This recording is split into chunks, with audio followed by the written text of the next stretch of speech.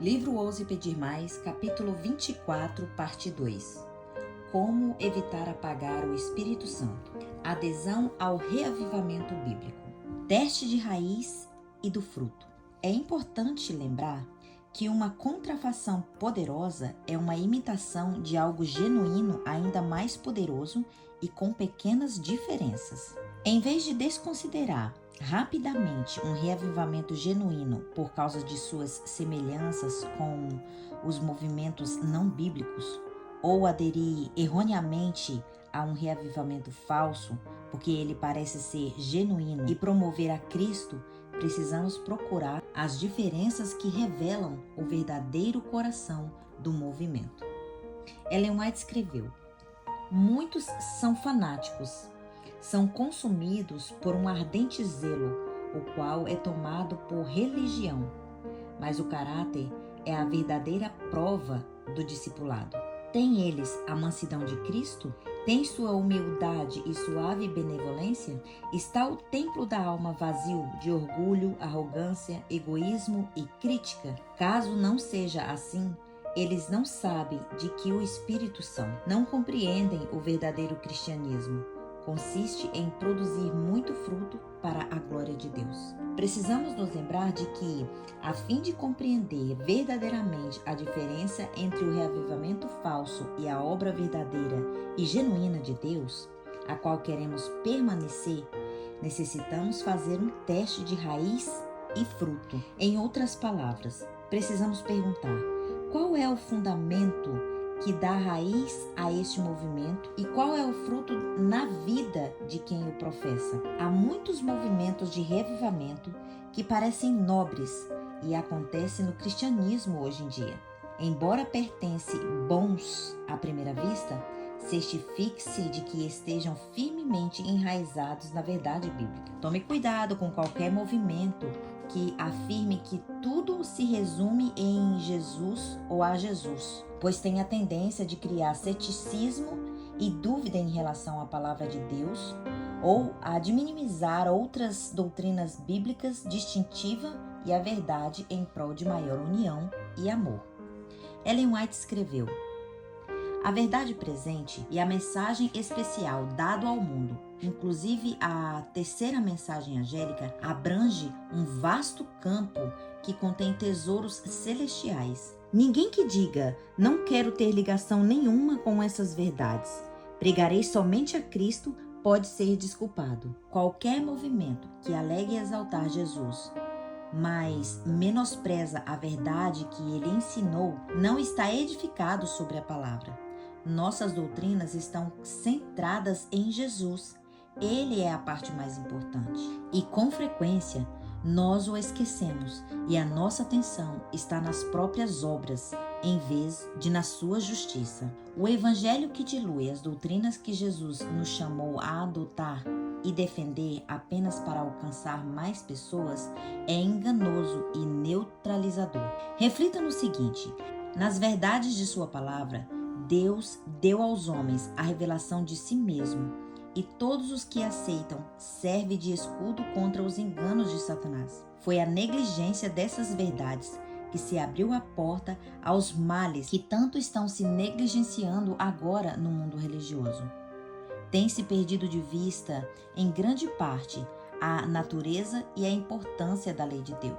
Uma concepção errônea do caráter e vigência da lei divina tem ocasionado erros quanto à conversão e à santificação, resultado em baixar na igreja a norma da piedade. Aqui deve encontrar-se o segredo da falta do Espírito e do poder de Deus nos reavivamentos em nosso tempo. Conseguiu entender? Falta-nos o poder do Espírito porque não entendemos o seu caráter e menosprezamos a sua lei divina. Essa é a chave. A Bíblia nos diz: toda a Escritura é inspirada por Deus e útil para o ensino, para a compreensão, para a correção, para a educação na justiça, a fim de que o homem de Deus seja perfeito e perfeitamente habilitado para toda a boa obra. Enquanto eu escrevia esse capítulo, ouvi uma série poderosa de mensagens do meu amigo, o pastor Benjamin Orion, da Associação das Montanhas Rochosas. Ele falou sobre muitas pessoas hoje que se envolvem em discussão sobre a validade da Bíblia ou sua relevância para a cultura atual. Em consequência, perdem de vista todo o propósito e objetivo da mensagem. E é exatamente isso que Satanás quer que aconteça. Acho que deve ser por isso que Ellen White escreveu: Irmãos, apegai-vos à Bíblia, tal como ela reza. Parai com vossas críticas relativamente à sua validade e obedecei à palavra, e nenhum de vós se perderá. Faríamos bem em dar ouvidos a estes conselhos. Em outro lugar, ela escreve: a obediência é a prova do discipulado, é a observância dos mandamentos que prova a sinceridade de nossas profissões de amor. Quando a doutrina que aceitamos mata no coração o pecado, purifica a alma da contaminação, dá frutos para a santidade, podemos saber que é a verdade de Deus. Lembre-se, Cristo é a raiz e o fruto é a obediência. Não se apegue ao espírito com descrença. Quando oramos seguindo o padrão das Escrituras, humilhando-nos diante do trono de Deus e reconhecendo que dentro de nós não há bem nenhum, o Espírito Santo falará a nós dia após dia. É a obra do Espírito Santo dentro do nosso coração que nos atrai a Deus. Não temos nenhum anseio de santidade dentro de nós. É o Espírito Santo que nos dá. Filipenses 2:13. É nosso companheiro dia após dia, mostrando-nos o caminho que devemos seguir e nos convencendo do pecado. Nem sei contar quantas vezes já orei pedindo a Deus para me dar sabedoria ou me mostrar como avançar no ministério. Então, enquanto eu reflito em sua palavra, devagar alguns pensamentos e ideias na qual nunca havia pensado antes surgem em minha mente. Era exatamente a sabedoria ou orientação de que eu precisava. Nessas ocasiões, eu soube, sem sombra de dúvida, de que Deus estava falando a mim por meio do Espírito Santo. E seu Espírito continua a falar comigo dia após dia, enquanto continuo a entregar o coração e a vida a Ele. Embora invisível, a presença do Espírito Santo sempre se fez sentir no coração dos cristãos verdadeiros. Além de nos convencer em relação às coisas que precisamos consertar em nossa vida, o Espírito de Deus também nos orienta sobre quando falar, o que dizer e como alcançar aqueles ao nosso redor. Em todas as vezes nas quais segui essas orientações com fé, elas foram exatamente aquilo que necessitava em situações específicas. Não há nada mais maravilhoso do que saber que você está verdadeiramente em sintonia com a voz do Espírito Santo. Ellen White escreveu: Deus emprega diferentes instrumentos para efetuar a salvação de homens. Fala-lhes por meio da sua palavra e de seus pastores, e envia pelo Espírito Santo mensagens de advertência, reprovação e instrução.